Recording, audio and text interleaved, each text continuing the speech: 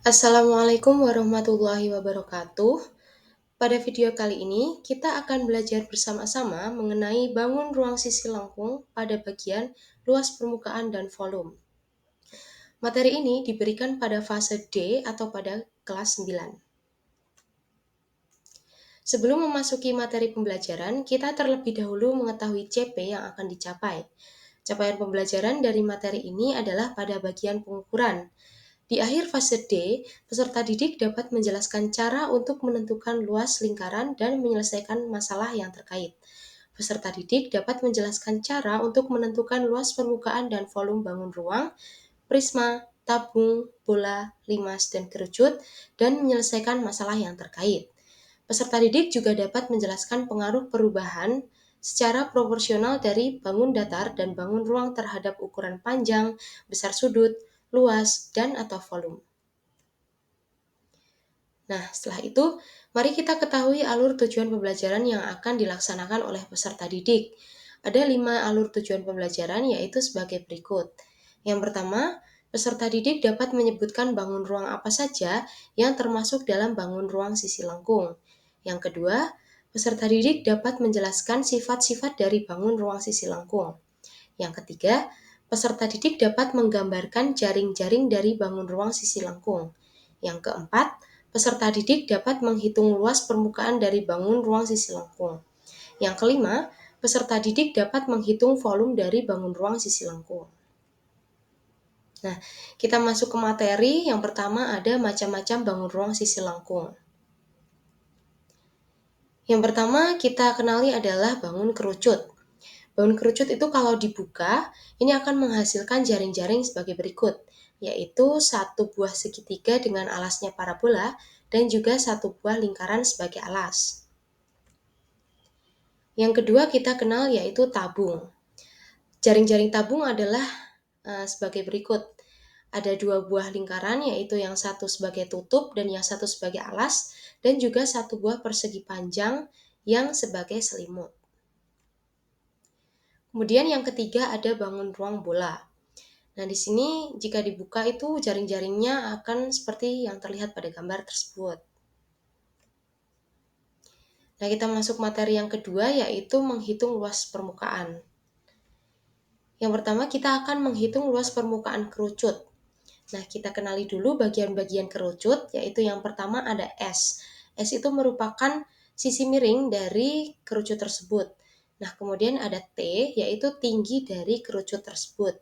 Yang ketiga ada R. R adalah jari-jari dari alas kerucut tersebut. Nah, kemudian untuk menghitung S sendiri dengan rumus Pythagoras, yaitu S kuadrat sama dengan R kuadrat ditambah T kuadrat. Nah, kita ketahui satu-satu. Yang pertama ada luas selimut, yaitu P kali R kali S. Kemudian yang kedua ada luas alas, seperti biasa, luas lingkaran, yaitu P dikali R kuadrat. Sehingga menghasilkan rumus luas permukaan kerucut, yaitu luas selimut ditambah luas alas. Jika disederhanakan, rumusnya menjadi P kali R kali dalam kurung S ditambah R. Nah, kita masuk ke contoh soal. Kerucut di samping memiliki jari-jari 21 cm dan tinggi 20 cm. Hitung luas permukaannya. Nah, ini sudah ada pembahasannya. Kita cari dulu S dengan menggunakan rumus Pythagoras, menghasilkan 29 cm. Sehingga jika disubstitusikan ke dalam luas permukaan kerucut, itu akan menghasilkan 3.300 cm persegi.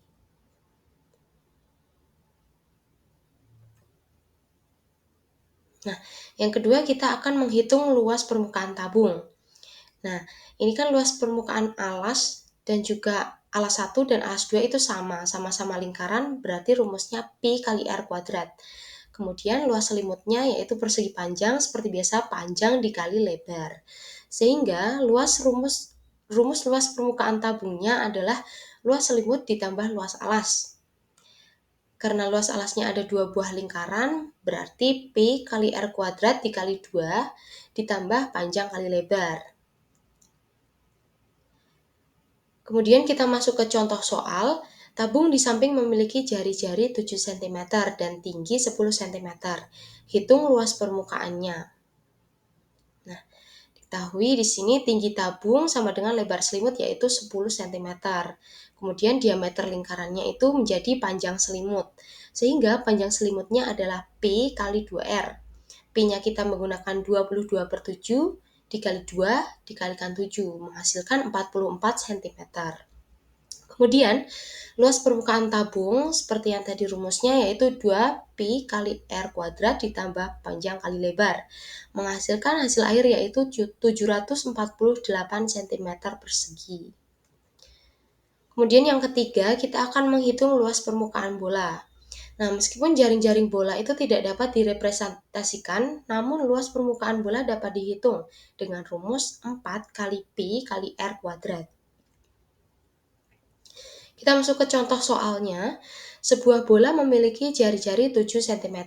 Berapakah luas permukaannya? Nah, rumusnya adalah 4 kali pi kali R kuadrat. Kita substitusikan jari-jarinya menjadi 88 cm persegi. Nah, materi yang ketiga, kita akan menghitung volume dari bangun ruang sisi lengkung. Yang pertama, kita akan menghitung volume kerucut. Volume kerucut rumusnya adalah 1/3 dikali P kali R kuadrat dikali T. Kita langsung saja masuk ke contoh soal. Jika diketahui R sama dengan 7 cm dan T sama dengan 9 cm, berapakah volume kerucut di samping? Kita substitusi angka-angka tersebut ke dalam rumusnya. Menjadi 1/3 dikali P-nya 22/7, dikali R-nya 7, berarti 7 kuadrat, dikalikan T, T-nya 9. Nanti dihitung menghasilkan 462 cm kubik. Nah, yang kedua, kita akan menghitung volume tabung. Volume tabung itu rumusnya adalah P kali R kuadrat dikali T. Kita masuk ke contoh soal. Tabung di samping memiliki jari-jari 7 cm dan tingginya 15 cm. Hitunglah volumenya.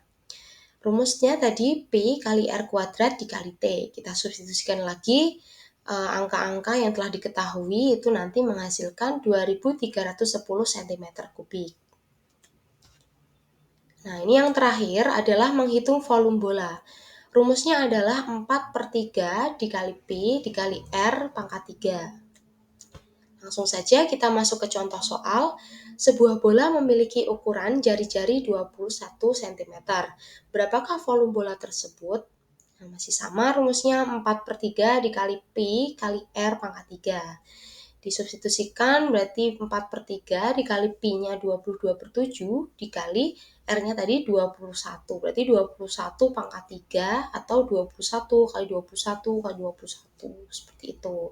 Kemudian dihitung nanti menghasilkan hasil akhir yaitu 38.808 cm kubik.